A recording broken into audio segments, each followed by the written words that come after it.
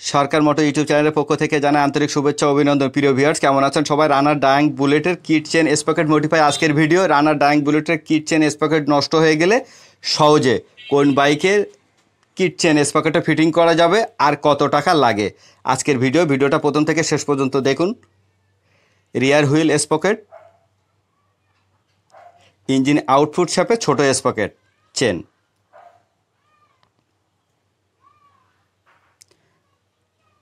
Drum শুটা যদি লাগে কোন বাইকের ড্রাম শুটা রানার ডায়াং বুলেটে ফিটিং হবে সেম টু সেম কত টাকা লাগবে সব এ টু জেড আজকে ভিডিওতে দেখতে পাবেন। আর ভিডিওটা যদি কাজে আসে ভালো লাগে অবশ্যই লাইক করুন। বাইক রিলেটেড ভিডিও সরকার মোটর চ্যানেলটি সাবস্ক্রাইব করে রাখুন। CRLF কোম্পানির রিয়ার হুইল স্পকেটটা নিলাম।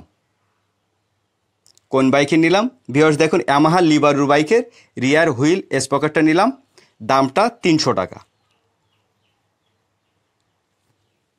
রিয়ার হুইলটা রানার ডায়াং বুলেটের হুইলের সঙ্গে ফিটিং করলাম।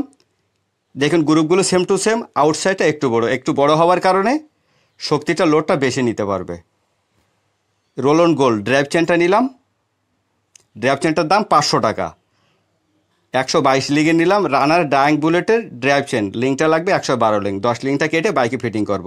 আলট্রাভাইসের ইঞ্জিন আউটপুট সবের স্পকেটটা নিলাম, মডেলটা হচ্ছে হিরো গ্ল্যামারের, 100 টাকা দাম।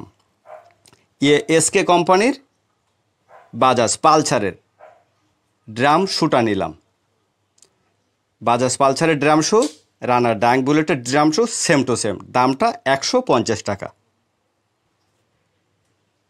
ভিউয়ার্স দেখুন ড্রাম শুটা সেম টু সেম।